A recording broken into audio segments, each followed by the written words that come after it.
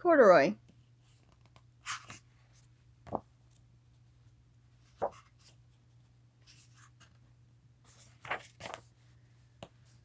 Corduroy is a bear who once lived in the toy department of a big store. Day after day he waited with all the other animals and dolls for somebody to come along and take him home.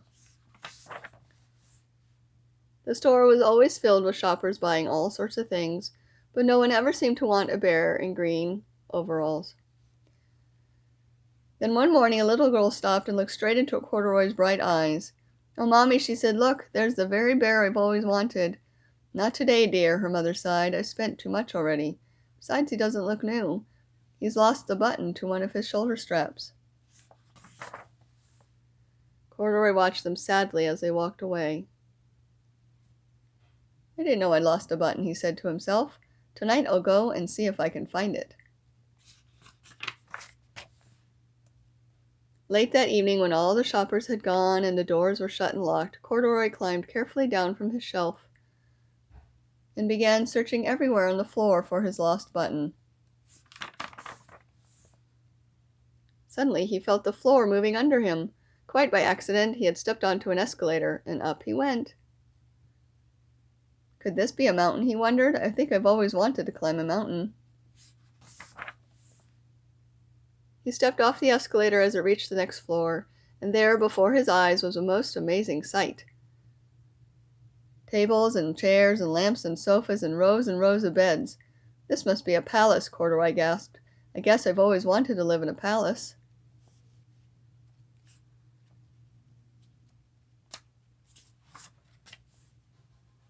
He wandered around admiring the furniture. "This must be a bed," he said. "I've always wanted to sleep in a bed." And up he crawled onto a large, thick mattress. All at once he saw something small and round. "Why, here's my button," he cried, and he tried to pick it up, but like all the other buttons on the mattress, it was tied down tight. He yanked and pulled with both paws until pop!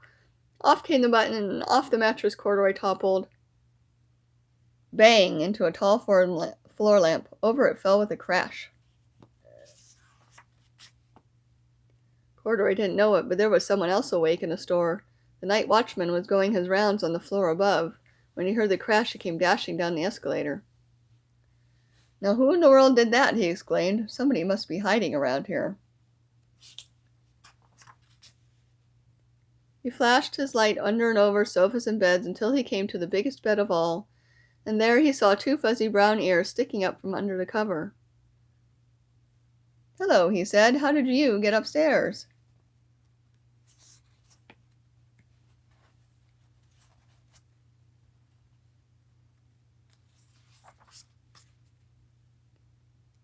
The watchman tucked Corduroy under his arm and carried him down the escalator and set him on the shelf in the toy department with all the other animals and dolls. Corduroy was just waking up when the first customers came into the store in the morning, and there, looking at him with a wide, warm smile, was the same little girl he'd seen only the day before. "I'm Lisa," she said, "and you're going to be my very own bear. Last night I counted what I'd saved in my piggy bank, and my mother said I could bring you home." "Shall I put him in a box for you?" the saleslady asked. "Oh, no, thank you," Lisa answered, and she carried Corduroy home in her arms. She ran all the way up 4 flights of stairs into her family's apartment and straight to her own room.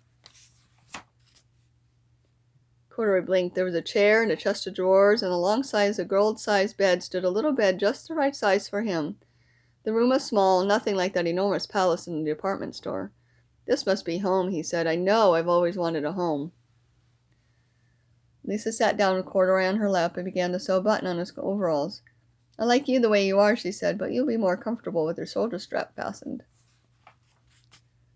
"You must be a friend," said Corduroy. "I've always wanted a friend." "Me too," said Lisa, and gave him a big hug.